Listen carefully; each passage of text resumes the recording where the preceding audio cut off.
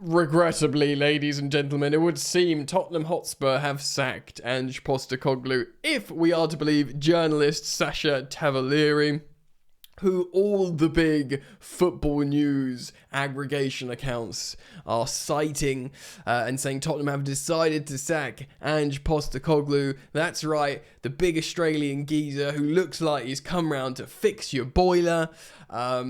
Who you could, at first, I wanted to have a beer with, and towards the end, I was like, this guy is just miserable and trying to avoid all forms of criticism, and blaming the failings on things out of his control. But one fail he did not.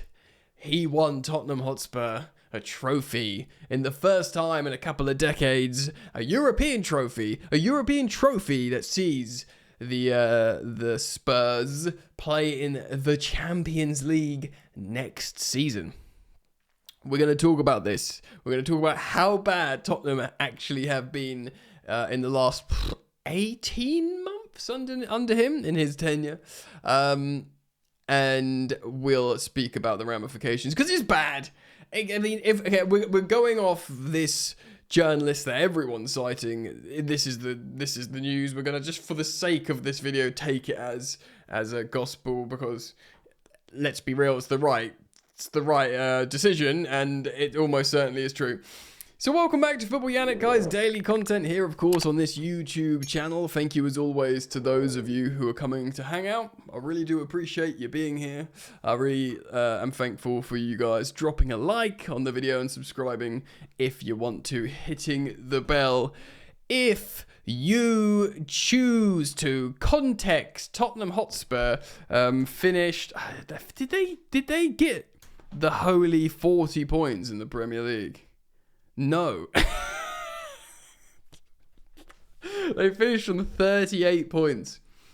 And one place, well, they finished the place above the relegation zone. They finished 17th on 38 points. Now, of course, to a degree, they chucked it in because they were going for the Europa League, which they won, which made them meet their targets. But, those poor Tottenham fans, and I can't imagine season tickets or just general sale tickets to the Tottenham Hotspur Stadium are cheap. And I can't imagine it's cheap to follow Tottenham away in the Premier League as well. And those fans who support Tottenham went and watched absolute turgid nonsense of a team that just chucked it in. The majority of the same of those fans would have followed them to, well, a lot of them would have followed them to the final in the Europa League, and they won't give a sod about the end of the league campaign because they got a trophy. Tottenham Hotspur broke the curse, the Spursiness. They won a trophy. I'm sorry for saying it again, Tottenham fans, but and trust me, like, all that matters is a trophy. You've won a trophy. The run to the final and the team they met in the final, comparatively to even the quality of the Conference League final, was awful. I put that largely down to Ange Postecoglou. I know he wants to blame injuries, what else, the rain. Oh God, if you can't see this, mate, like just his behaviour was so unpleasant to journalists. Like, he couldn't believe, like, the audacity of a journalist asking him the most generic and expected question ever. And, like, it's like, well, if you don't know that, you're just a effing so-and-so. It's like a normal question, Ange. So he did behave like an absolute whopper towards the end. And yeah, they were terrible. They were terrible in the league. His football had failed. He was overly dogmatic, overly philosophical and stubborn, and just blamed the world and his football should work and the gods hate him and yada yada yada. And then he played stinky Brexit ball, Tony Pulis style in Europe to go over the line, which is fine, by the way. In fact, I endorsed it. Hell, I applaud it. But it's hardly innovative, forward-thinking football to see the Tottenham Hotspur Stadium, the best venue in the Premier League, put on some entertaining stuff. No, it was stinky nonsense. It was horrendous. And it was enough to be the worst Manchester United side in Premier League history, with one of the worst deciding goals you'll ever see in a final. I, of course, am a Chelsea fan. Of Of course, I want Tottenham to win, but I don't think for a second that I'm trying to take away that Europa League. They won it. They earned it. It's theirs. They've got a trophy. They've got a better trophy than Chelsea this season. So, I don't. So can't put that on. I think the Europa League's a wicked trophy. I think it is the possibly third best trophy you can win. And even if the competition disgraced itself this season in terms of quality of football on display, I think it goes Champions League, Premier League, all depends. It contextually it depends. They're both at the top, aren't they, for different reasons. But if you're Arsenal, the Champions League's above because they've never won one, or PSG. I mean, the French league's definitely not worth comparing. But do you know what I mean? Like, Man City before they won the Champions League, again, they wanted it.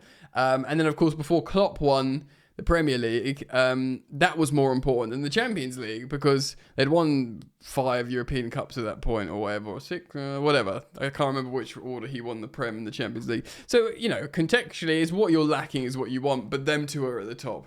You need both. This is why Arsenal will be desperate for a Champions League. And then, I know the FA Cup's prestigious. I know the League Cup's good. I mean, the League Cup qualifies you for the conference. The FA Cup qualifies you for Europa. But the Europa League qualifies you for the Champions League. And it's a good trophy. Chelsea won it twice, my club, and I loved it both times. It's a good trophy. So they've won a better trophy than Chelsea. They deserve the happy. They deserve to sing. No matter how much they stunk up the league and no matter how much that run to the final was, they will, with joy in the North London derby sing Champions of Europe. You will never sing that to Arsenal. And God bless them for that, because that's what football's all about. Yeah? Yeah? So yes, there's all your flowers, Tottenham.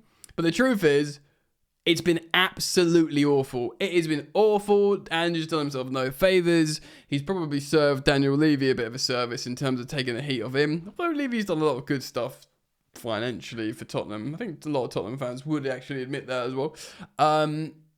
It's been untenable.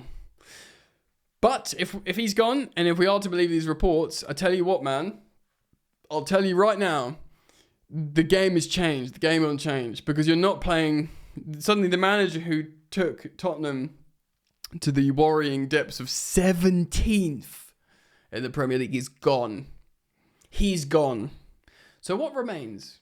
Well, money to spend because of Champions League, good players, Champions League football, the curse of the Spursiness broken because they've won a trophy, and potentially like a new good manager who will,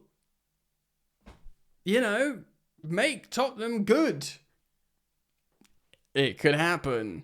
Obviously huge story. Gutted because I would, had he started the next season, it would have been gone by November, but it would have hamstrung them more. I do worry about Tottenham. I've been saying it because they are such a well-run club. They do have the great facilities, the great stadium, and now they got the trophy and they got that monkey off their back. I do worry if that's the beginning of something that won't be good for a lot. It depends who comes in. Of course, Andoni Iraola, Thomas Frank will be the leading candidates to replace him. But let me know what you think. Please do comment down below. I upload every day, sometimes and often, most of the time, multiple times a day on this channel. Road to 20,000 subscribers, so I'm thankful to all of you who have jumped on for the ride, and I hope to see you back here very soon. Enjoy the football, but there isn't any. Enjoy the footballing stories. Club World Cup soon. Take care of yourselves. Peace.